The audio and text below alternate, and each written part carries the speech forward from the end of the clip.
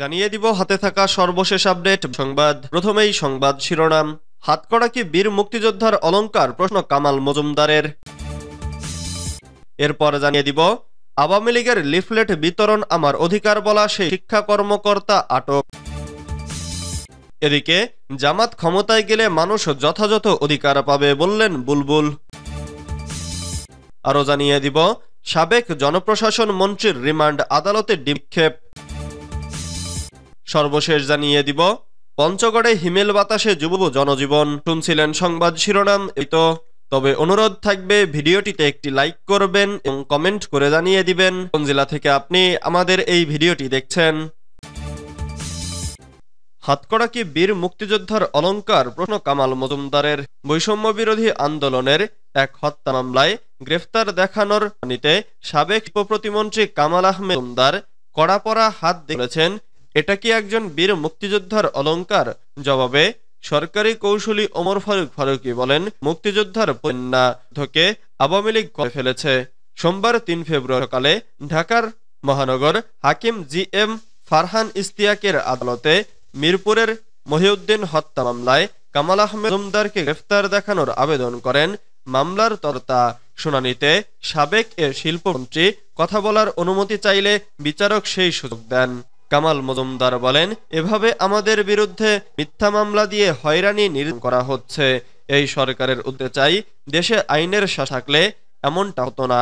মামলা করছে বাদীর একের পর এক মিথ্যা মামলা দিয়ে নির্যাতন, পরিবারের সদস্যদেরও তারা বাড়ি যেতে পারছে না, জায়গা জমি দখল নিচ্ছে। আমি একজন বীর মুক্তিযোদ্ধা। এ সময় হাতকড়া পরা হাত উঁচিয়ে আদালতকে তিনি বলেন, এটা কি একজন বীর মুক্তিযোদ্ধার অলংকার? এজন্যই কি দেশ স্বাধীন করেছিলাম? আওয়ামী লীগের লিফলেট বিতরণ করা আমাদের অধিকার বলা সেই শিক্ষা কর্মকর্তা। আওয়ামী লীগের লিফলেট বিতরণ করা আমার অধিকার বলা শিক্ষা ক্যাডারের কর্মকর্তা মিয়াকে আটক করেছে পুলিশ। সোমবার ৩ ফেব্রুয়ারি রাতে শেরেবাংলা কৃষি বিশ্ববিদ্যালয়ের ডেপুটি রেজিস্ট্রার ইলিয়াসুর রহমানের বাসা থেকে মুকিব মিয়াকে আটক করা হয়। লালমনিরহাটের পাটগ্রামের সরকারি জসমউদ্দিন কাজী আব্দুল গনি কলেজের ইংরেজি বিভাগের সহকারী অধ্যাপক মিয়া BCS শিক্ষা ক্যাডারের ব্যাচের কর্তা।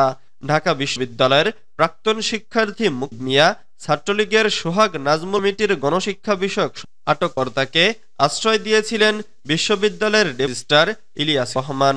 ডেপুটি রেজিস্ট্রারের বিচারের দাবিতে মধ্যরাতে উত্তাল হয়ে ওঠে শেকৃবি ক্যাম্পাস। আশ্রয়দানকারী ইলিয়াসুর রহমান সহ অন্যান্য আওয়ামীপন্থী শিক্ষক কর্মকর্তাকে প্রত্যাহারের দাবিতে আলাদা মিছিল করেন শেকৃবি ছাত্রদল ও বৈষম্য বিরোধী ছাত্র আন্দোলনের কর্মীরা। শেকৃবি ছাত্রদলের সভাপতি তাপস কবির বলেন, ক্যাম্পাসে আওয়ামীপন্থী শিক্ষক কর্মকর্তাদের বিচার না হওয়াতে তারা এখনো বুক ফুলিয়ে আওয়ামী লীগের কর্মসূচি বাস্তব করছে। শুধু তাই নয়, বাইরে থেকে আসা অন্যান্য আওয়ামী সন্ত্রাসীদের নিরাপদ আশ্রয়স্থল হয়ে উঠেছে শেকৃবির শিক্ষক কর্মকর্তার বাসা। আমরা দ্রুত তাদের বিচার ও চাই। জামাত ক্ষমতায় গেলে মানুষ যথাযথ অধিকার পাবে বলেছেন বুলবুল। বাংলাদেশ জামাতে ইসলামের কেন্দ্রীয় নির্বাহী পরিষদ সদস্য ও ঢাকা মহানগর দক্ষিণ আমির মোহাম্মদ নুরুল ইসলাম বুলবুল বলেছেন, ইসলাম একটি সার্বজনীন পরিপূর্ণ জীববিধান। ইসলামে বৈষম্যের কোনো সুযোগ নেই। ইসলাম হচ্ছে আলোকিত সমাজ গঠনের একমাত্র দৃষ্টান্ত। জামাতে ইসলামী ক্ষমতায় গেলে দেশের প্রতিটা মানুষ সাংবিধানিক অধিকার যথাযথ। সোমবার ৩ বিকেলে রাজধানীর ডোমরার সারুলিয়ার হাজিনগর এলাকায় ভিন্ন ধর্মাবলম্বীদের মাঝে ঢাকা মহানগরীর দক্ষিণ জামাতে ইসলামীর থেকে শীতবস্ত্র উপহার প্রদান অনুষ্ঠানে প্রধান অতিথির বক্তব্য বলেন। অনুষ্ঠানে তিনি সনাতন ধর্মাবলম্বী ৩ শতাধিক পরিবারের মাঝে শীতবস্ত্র উপহার নুরুল ইসলাম বুলবুল বলেন, প্রাকৃতিক দুর্যোগ, শৈত্যপ্রবাহ, ভূমিকম্প, ঘূর্ণিঝড় ধর্ম দেখে ক্ষতিগ্রস্ত হয় সমাজের তাই জামাতে ইসলামী ক্ষতিগ্রস্ত মানুষের পাশে দাঁড়ায়। শুধু মানুষ, আমরা দলমত, ধর্মবর্ণ, জাতিগোষ্ঠীর বিবেচনা, কারণ এটাই ইসলামের শিক্ষা। এছাড়া তিনি বলেন, ইসলামের বিরুদ্ধে অপপ্রচার চাওয়া হয়। ইসলামী রাষ্ট্র প্রতিষ্ঠা হলে বিভিন্ন ধর্মাবলম্বীদের ধর্ম পালন করা হবে না, কিন্তু ইতিহাস সাক্ষী মক্কা বিজয়ের পর সেখানকার বিভিন্ন ধর্মাবলম্বীদের নিরাপত্তা ও অধিকার লুণ্ঠিত, বরং ভিন্ন ধর্মাবলম্বীদের যান ও মালের সুরক্ষা নিশ্চিত। বাংলাদেশে ইসলামী রাষ্ট্র হলে এখানকার প্রত্যেক ধর্মের মানুষ নিজ নিজ ধর্ম স্বাধীনভাবে পালন। জাতীয় সহায়তায় যেভাবে মসজিদের উন্নয়ন হবে, একইভাবে ভিন্ন ধর্মাবলম্বীদের উপাসনালয়ের। সাবেক জনপ্রশাসন মন্ত্রীর রিমান্ড আদালতে ডিমক্ষেপ। বৈষম্যবিরোধী আন্দোলনের মামলা ও জামাত নেতা আব্দুর জব্বার হত্যা মামলায় মেহেরপুর সাবেক জনপ্রশাসনমন্ত্রী ফরহাদ হোসেনকে ৩ দিনের রিমান্ড দিয়েছেন আদালত। গতকাল সোমবার শেষে সিনিয়র জুডিশিয়াল ম্যাজিস্ট্রেট আদালতের বিচারক শারমিন নাহার এর সঙ্গে ফরহাদ হোসেনের ছোট ভাই সরফরাজ হোসেনের ৩ দিন ও অপর এক মামলায় প্রতি আব্দুস সামাদ বাবলু বিশ্বাসের ২ দিন রিমান্ড মঞ্জুর করেন বিচারক। এর আগে মামলার তদন্তকারী কর্মকর্তা সদর থানার পরিদর্শক সেলিম জাহাঙ্গীর প্রত্যেকের ৫ দিন করে রিমান্ড চেয়ে আবেদন। রিমান্ড শুনানির সময় রাষ্ট্রপক্ষের আইনজীবী public prosecutor Abu Saleh Mohammad Nasim, advocate Kamrul Hasan, Maruf Ahmed Bijon এবং মোখলেসুর রহমান স্বপন, সেই সঙ্গে আসামি পক্ষের আইনজীবী ছিলেন অ্যাডভোকেট খন্দকার আবুল মতিন, AKM আলম, ইব্রাহিম শাহিন। এদিকে গতকাল দুপুরে আসামিদের আদালত থেকে কারাগারে নেওয়ার সময় বৈষম্যবিরোধী ছাত্র আন্দোলনকারী ও বিএনপি কর্মীরা বিভিন্ন স্লোগান এবং প্রিজন ভ্যান লক্ষ্য করে ডিম। পঞ্চগড়ে হিমেল বাতাসে হিমালয়ের পাদদেশে অবস্থিত দেশের সর্বোত্তরের জেলা পঞ্চগড়ে হাড় কাঁপানো শীতে বিপর্যস্ত জীবন।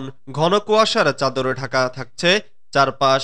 এর সঙ্গে যোগ হয়েছে উত্তর থেকে বয়ে আসা কনকনে ঠান্ডা বাতাস, ফলে তীব্র ঠান্ডা জেলায় মাঘের শীতে অথবা এ অঞ্চলের জনজীবন বিপাকে পড়েছে নিম্ন আয়ের মানুষ। মঙ্গলবার ৪ ফেব্রুয়ারি সকাল ৬টায় ১১ ডিগ্রি সেলসিয়াস তাপমাত্রা রেকর্ড করেছে তেতুলিয়া প্রথম শ্রেণীর আবহাওয়া অফিস। এদিকে তীব্র শীত আর একটানা কুয়াশার কারণে চরম দুর্ভোগে পড়েছেন শিশু ও বৃদ্ধরা। নিয়তই সর্দি, কাশি, নিউমোনিয়া ও শ্বাসকষ্টজনিত রোগে আক্রান্ত হচ্ছেন শিশু ও বৃদ্ধরা।